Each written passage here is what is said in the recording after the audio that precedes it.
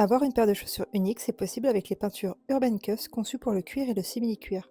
Une étape indispensable pour préparer son cuir est d'utiliser le préparateur de surface de la gamme afin d'avoir une bonne accroche de la peinture. Mélangez bien les peintures avant de les utiliser. À l'aide d'un pinceau multitechnique, je vais pouvoir commencer à peindre ma chaussure. À noter que pour les peintures cuir, il faut toujours 2 à 3 couches pour avoir une bonne couvrance. Afin de garantir une bonne tenue de la peinture, privilégiez des couches fines. Pour faire mon effet galaxie, je vais découper des petits bouts d'éponge afin de faire des fondus de couleurs sur mon bleu foncé. Appliquez une petite quantité de peinture que vous allez étirer avec votre éponge. Voici un aperçu de ce que ça doit donner. Avec un autre morceau d'éponge, faites la même chose avec du blanc. Dans l'étape suivante, vous allez pouvoir apercevoir que j'ai appliqué par la suite du scotch de marquage afin de protéger les zones que je ne souhaite pas peindre. Cela va m'être utile surtout pour la suite quand je vais faire l'effet moucheté. Mais avant, nous allons continuer de faire nos fonds en 2 à 3 couches à chaque fois. A l'aide d'une vieille brosse à dents, je vais faire l'effet voie lactée en projetant de la peinture blanche pour faire comme s'il y avait des millions de petites étoiles. N'oubliez pas de peindre les deux faces de la chaussure. Une fois cette étape passée, si vous le souhaitez, vous pouvez retirer le scotch. En reprenant la première technique que je vous ai montrée avec les éponges, nous allons continuer notre galaxie.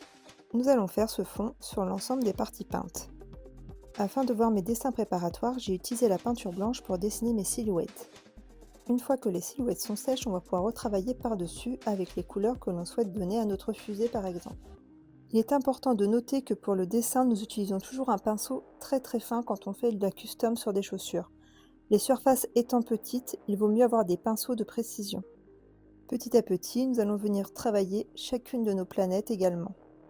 Comme vous pouvez le constater, les peintures peuvent se superposer. Si vous souhaitez faire sécher vos couches plus vite, n'hésitez pas à utiliser un petit sèche-cheveux, c'est une petite astuce assez pratique quand on n'est pas patient. Pour finaliser sa custom, nous allons vernir la surface avec un vernis mat, cependant dans la gamme il existe aussi un vernis brillant.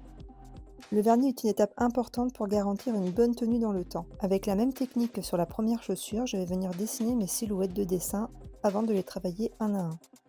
Pour cette deuxième chaussure, nous allons dessiner un petit astronaute.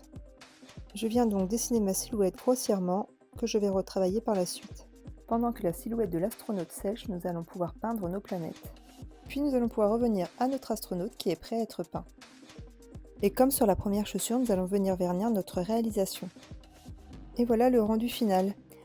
Alors, il est possible de pouvoir porter les chaussures sous la pluie, la peinture ne va pas s'en aller car elle est conçue pour la surface et en plus elle est protégée avec un vernis. Cependant, pour l'entretien de vos chaussures, évitez tout ce qui peut être abrasif et privilégiez un chiffon doux.